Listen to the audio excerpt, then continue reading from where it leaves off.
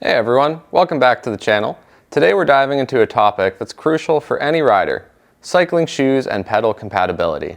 Choosing the right combination can significantly enhance your cycling experience. So let's break down the different types of cycling shoes and their compatibility with various pedals.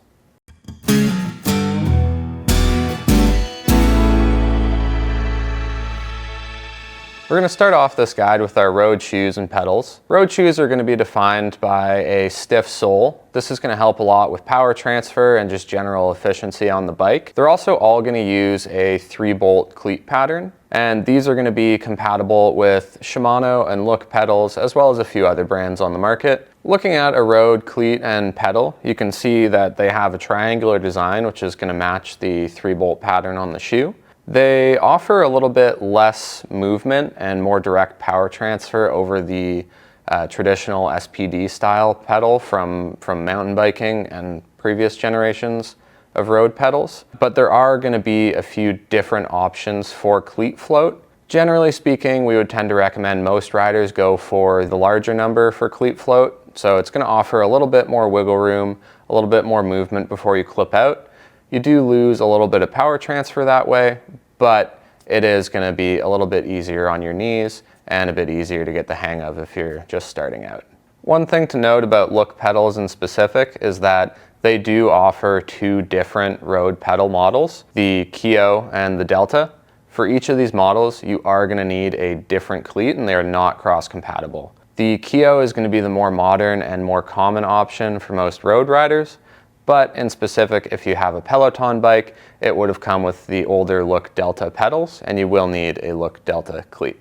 Moving on to mountain clipless pedals and shoes, there are going to be a few different options for pedals and shoes depending on the specific discipline of riding that you're going for. Starting off with something that's going to be more similar to the road shoes we just talked about, we have a Shimano XC3 here. This is Shimano's sort of mid-tier cross-country shoe, and it's got a pretty stiff sole similar to most road shoes, but like all mountain shoes, it does have a recessed cleat mount and a bit more tread for any hike-a-bike you're going to have to do. Something like this is also going to be really well suited to gravel riding. These will be compatible with every 2-bolt cleat on the market, whether it be a Shimano SPD or a Crank Brothers shoe, Time, HT. There are a number of brands that offer them, though Shimano and Crank Brothers are going to be the 2 biggies. Going into the pedals, there are a few different options as well. Something like this XC3 here is often going to be used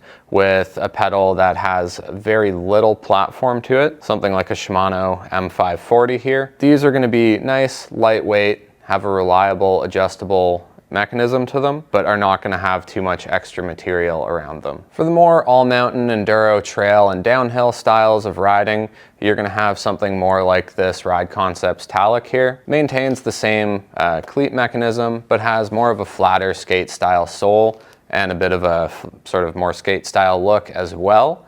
These are generally going to be a little bit less stiff just due to the technical nature of the riding that you'll be doing with them. And a lot of the time you're going to use this with something that has a little bit more of a platform, whether it be something like this ME700 trail pedal, which has just a bit of platform, or something more enduro downhill focused like this Crank Brothers Mallet, which actually has some pins as well. Lastly, a lot of people, if you're going to be commuting and you still want to use a clipless pedal, you are going to have options that are actually clipless on one side and a flat on the other. One of our more popular models for this is the Shimano PD EH500. It's a really simple Shimano SPD pedal on one side and just a basic flat pedal on the other side. Great for versatility if you just have a bike that you're going to do groceries on, ride to work, maybe take to the occasional cafe or bar with your friends. Something like this is a great option. Lastly, we're going to move on to our mountain bike flat pedals and flat pedal shoes. You might ask yourself, if I'm riding flat pedals, why do I need a specific shoe for it? Technically speaking, you can ride anything. Something like a skate shoe will work for some people, but there are a few distinct advantages that come with a flat pedal specific shoe.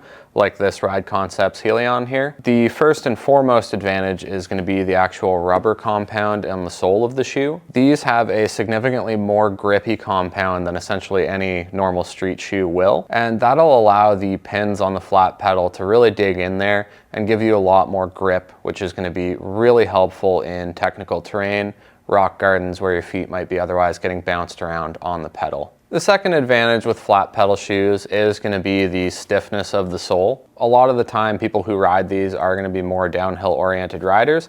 They are still designed to pedal in, so they're going to have a stiffer sole than your average, say, Vans shoe, and are going to give you a little bit more pedal efficiency. Thirdly, they do have a little bit more toe protection on the front, just in case you kind of smash your toe on a rock or something like that if you're dabbing in technical terrain.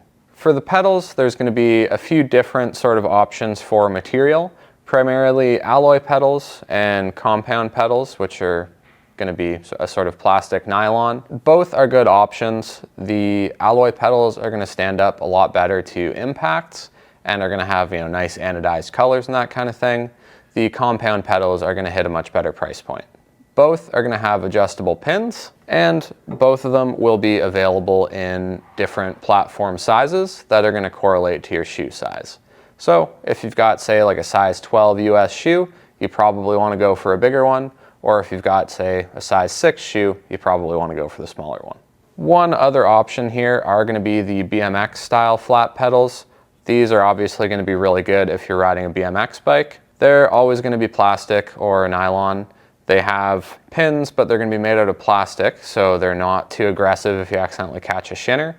And they're going to allow you to move your feet around and remove your feet from the pedals much more easily when you're trying tricks and stuff like that. For something like this, a lot of people will just wear a Vans shoe that's going to allow you to move around on the pedal a little bit easier, but there are also some options from brands like Ride Concepts, namely the Vice model, which are going to be more intended for this style of riding and still give you a little bit more grip than your standard skate shoe. I hope this guide helps you navigate the world of cycling shoes and pedal compatibility. If you found this video helpful, don't forget to give it a thumbs up, and if you have any questions or suggestions for future topics, drop them in the comments below. Subscribe for more cycling tips, gear guides, and until the next time, happy riding!